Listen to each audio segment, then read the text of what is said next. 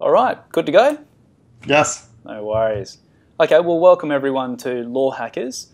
Today we're talking with Noah Waisberg. He's the CEO and co-founder at DiligenceEngine, dialing in all the way from Toronto, Canada. Thanks for joining us, Noah. Hey, it's a pleasure to be here. Just to kick off proceedings, DiligenceEngine, Noah, can you tell us a bit about that? What does it do? For sure. Our software helps lawyers review contracts faster and more accurately. So if you're trying to find information in contracts, you'll be able to do that in less time using our software and be more accurate at it. Well, can you talk us through, I guess, a worked example? What's your product being used for the most? Give us a feel for it. For sure. So a lot of the way we see our system being used is to supplement junior lawyers in their review of contracts as part of due diligence, for example. So on a typical transaction without our system, say when I was a lawyer back in the day, what we would have done was had junior lawyers read through contracts to pick out provisions like assignment, change of control, governing law, and they would have put those into summary charts.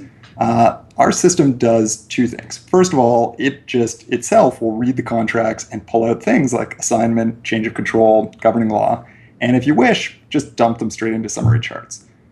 The way that we find most firms use it instead is as a supplement where junior lawyers can read through the contracts using our system. Our system will show them where it's found provisions and allow them to refine or add new provisions or delete false positives if they wish, and enhance the summaries, summarize down provisions, and then download all those results in Word or Excel. Yeah, well, I definitely remember those due diligence days. Not so fondly myself. It must save a hell of a lot of time. Can you give us an idea on the sort of time savings that you and your clients are experiencing? Sure. Let me tell you about some tests that we ran last summer. So I practiced at Weil for about 4 years, and we took me and another guy who practiced at a similar sort of large, well-regarded international firm, went to a similar law school as me, was also a 2006, and we both reviewed the same contracts, and we measured the speed and accuracy impact of our system. So when I used our system to read just page by page, but supplemented by our system, I got through in about 20 to 30% less time than the non-user. When I spot checked our system's results, instead of reading page by page, I got through in about 60% less time. The really neat thing, though, was actually the accuracy impact. So in one of the tests, the non-user found 7 substantive change of control clauses. And the system and I found 12, including all of his 7, on those same documents. And he was a 2006, not like a first year. So he really should have known better. Another one of the tests, not as strong results. We still were more accurate than the other guy, but he only had 1 substantive miss compared to our 0. But his 1 substantive miss was a termination on change of control, which is a pretty big deal. Pretty serious. Yeah. Yeah, well, it looks like so you got time savings and more accurate contract reviews. So it sounds like you definitely got a product that is solving a problem there. Before we go into that even more, I want to talk about you and your background. You mentioned it briefly there. Can you tell us a bit about yourself and also your co-founder, Alex? Sure. So Alex and I are both Canadian.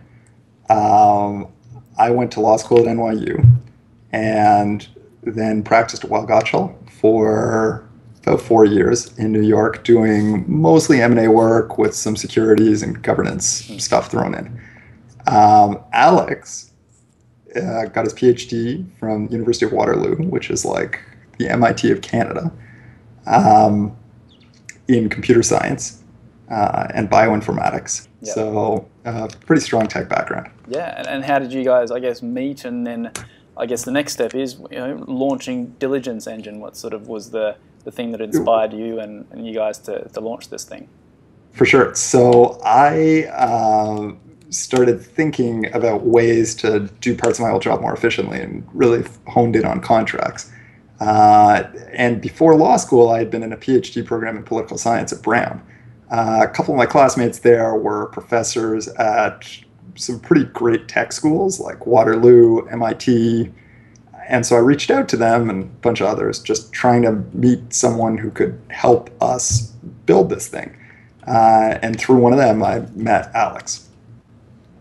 Fantastic. And what was, I guess, the thing that seeded this idea that there was this problem out there and that you had to then go ahead and solve it, I guess? What was the real founding moment? So for us, actually, I was very happy at Wow. I thought it was a great firm. I really liked the people I was working with. Found the work interesting and challenging. But it wasn't what I felt like being for the rest of my life. And so I quit. And I just sat for a bunch of months. And when I quit, I was thinking about building a piece of software to help do parts of my job more efficiently. I saw a lot of opportunities there, but I wasn't sure what, and started thinking through different problems, and actually went through a couple different ideas that I thought would be impactful, but weren't enough to make me feel like doing them. And it's kind of funny because I now see some businesses that are doing at least one of those things. But anyways, when I started thinking about contract review, it just really seemed like a big problem, something where people spent huge amounts of time on it, and junior associates sometimes made mistakes at it. So I thought there was a real opportunity for speed and accuracy savings, but that there's so much contract review work done. Like, I think you and I have both done a ton of diligence and supervised a ton of diligence, and I think most people who've been M&A lawyers or really corporate lawyers have done that and realized that if you could make an impact here, that it would mean something. Yeah, absolutely. So got pretty amped about that and set to work. Well, I mean, talk about timing. When did you guys have a product, and when did you launch?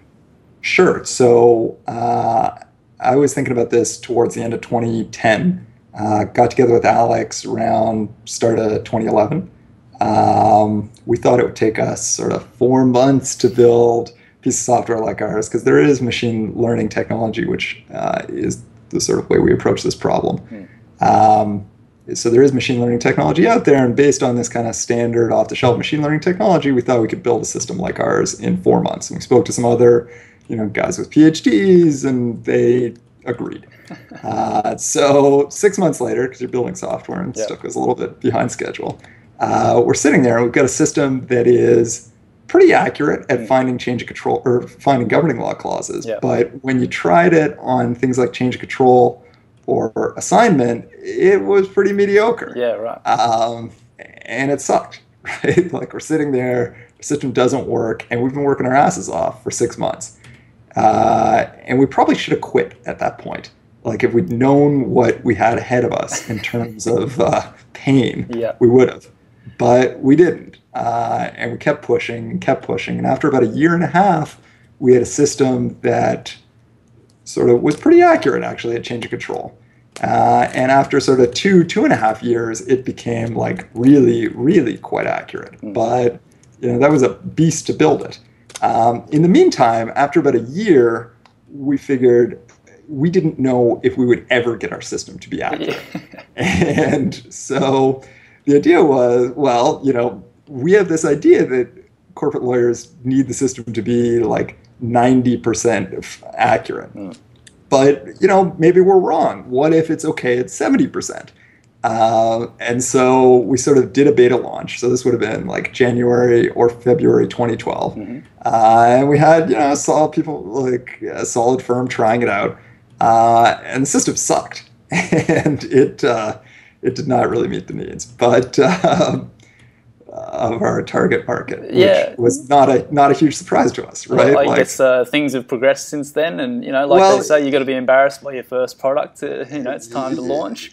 Yes. So shortly, actually, after we did the real sort of alpha launch, almost, my partner had a tech breakthrough, and our accuracy jumped up pretty significantly. And once we started doing that, we started getting some use. And now we've had actually quite a bit of use. So our system's been used on sort of billions and billions of dollars worth of transactions in mostly Canada and the US, but also the UK. We've had most of our users fall into two categories, sort of people from very high-end firms, mostly. Certainly large, but often quite high-end firms, as well as some sort of non-law firm users. So other sort of professional services places, whether that's kind of legal outsourcers or even people farther beyond that. Yeah, and these are paying customers, I imagine? Yeah, Yep. no, we have real revenue. Have revenue coming through, and yeah. in terms of investment, or are you guys bootstrapping? Where are things at on that side of things? So when we initially set out to build the system, we thought it would take us 6 months to build it, or maybe 4 months to build it. And from everything we read, fundraising is a serious process too, that you can be all consuming for 6 months. Absolutely. And so our view was like, well, if it's going to take us 6 months to build a thing or 6 months to raise money for the thing, this is not like an ad-supported product, right? Like, better to just build the system and get people to pay us and not have to take financing. Or if we do have to take financing, take it on better terms. So as it turned out, the system didn't take 6 months to build it, but we still kept kind of plowing ahead and figured it out, and we've been bootstrapped since. And our revenue is pretty okay right now. So we're, there are definitely things we could do with financing, and we think about going the financing route. Yep. But for now, we are enthusiastically bootstrapped. Good. And I guess along your journey, you've already touched on, I guess, the length of time that some of these things take to get ready for real market acceptance. You've got your background in law, but even with that, you know that market. Have there been other surprises along the journey and big lessons learned? Other surprises, both to the good and bad. Like, I think one very pleasant surprise has been, which probably should have been obvious but wasn't, has been how many other people review contracts for things beyond sort of change of control and assignment. Like, one market that we didn't even necessarily realize existed was kind of the contract management market. And it turns out that there are, less companies than probably should, but many companies that try to keep track of what their 10,000, 20,000, 70,000 contracts say about, maybe assignment, but maybe just term and pricing and force majeure, and that the same software that you're using to help people in due diligence can actually be really, really, really helpful in that situation. And in some ways, because we set out with such a hard goal, like, what we were trying to build was a piece of software that you could feed pretty much any contract to in any condition and get good results. I think in some ways it may be a bit more robust than some of the systems that are built sort of explicitly for contract management, where there's a bit of an assumption that you're starting off a template. And in fact, I don't think that assumption is correct. Like, I think in contract management, you're equally likely to just be dealing with third-party paper that you don't have in advance. So I think what we built ended up being sort of a nice surprise to the positive side with how much bigger the market is than we anticipated. Yeah. That said, it also is very hard to get law firms to adopt efficiency technology. Some firms are better than others. Surprisingly, actually, to me, I would think that it would be the kind of upstart firms that would be the best prospects, right? Like, places that are not winning in today's market would be kind of most willing to try to change things up. But we've found a lot of our customers are actually sort of on the more prestigious side, like places that are already doing pretty great. Yeah. And that's, I think, quite surprising to me, and certainly is not what you'd expect based on kind of like the literature. But on the other hand, it's like there's a reason these firms are great. Number one, and number two, we really have hammered on the accuracy enhancement side of our system. Like, it's something that we care deeply about. Like, I've done this work, I've supervised people, and like, I care about misses. Yeah. And we know that our users do too, and we think that kind of comes through with our product. Oh, that's fantastic. Well, in terms of product and in terms of the legal tech space, there are, I guess, a number of players looking at contract analytics and that sort of machine learning type of stuff. What makes your product stand out and unique? So, first of all, we think it is terrific that there are other people in this space. Some of them doing, exactly or close to exactly what we do, and some of them doing very different spins on just pulling out contract data and doing stuff with it. But we think it's terrific that there are this many companies in the area, and we expect to see more. But we think it really helps generally push the market forward. That said, we think we are unique in a lot of ways. I'll tell you about three. So the three are basically our experience, our accuracy, and our interface. So let's start with experience. So like other companies in this area, we have people on our team who've reviewed and supervised review contracts at really excellent firms. And we also have really good technologists. And we hope that our people in both categories are, better than the other people doing this. But having met some of the other people who are doing this, they seem smart, and who knows? Yep. But there's another area where we have a lot of experience, and that's in actually building contract review software. So I think we're one of the oldest sort of still living companies in this sector. And we have been used on a lot of deals by really big firms and small firms in a number of different jurisdictions. And we think that from that, we've really been able to improve our software. So that's the kind of experience piece, that we actually have experience building this software. A second distinction is our accuracy. So I could tell you, having had a system that was not that accurate when we started, and is actually has been quite accurate for a while. It's much more useful to have an accurate system. Now, I don't know how accurate the other systems are, but what I do know is that we're the only company that I've seen to put accuracy numbers online. And we've been telling people since, I think, 2012 that our system finds sort of 90% or more of the instances of pretty much every provision it comes with out of the box. And so, it may be that others are up there with those types of numbers, but I haven't seen them. Well, it sounds like you've definitely got the track record, and I think the final thing you're talking about was your interface as well. So I think I was watching you do an interview with some other guys, and they were talking about their interface, and I haven't seen it, and it may be great. We think ours is great too. Everybody's child is the most beautiful. We had a user tell us a couple weeks ago it was phenomenal. And we do think it really helps enhance people in their contract review and is a significant differentiator. But it's something you got to really try the different ones to understand where the distinctions are there. Again, we strongly think it's terrific there are other companies in this area. Yeah. Well, I mean, in terms of other companies, in terms of legal tech more broadly, there's a lot going on, particularly in the last 18 months. I mean, are there any startups in the legal tech space that are really floating a boat and really exciting you right now? Well, listen, there's a ton of really exciting stuff going on in legal tech. Because of what we're focused on, the companies that I find coolest are actually in the litigation document review space, where that area has been transformed by technology.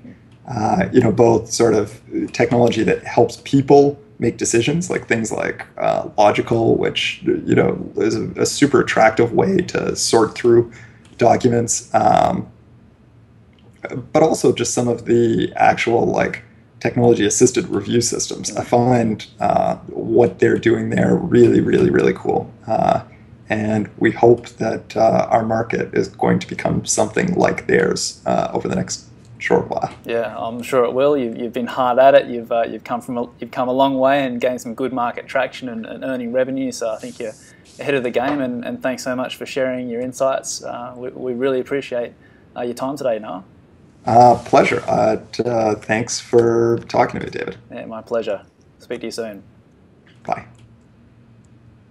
All right, cool. Hey. Gee, we got through that one all right. Yeah, I think that got going just fine once we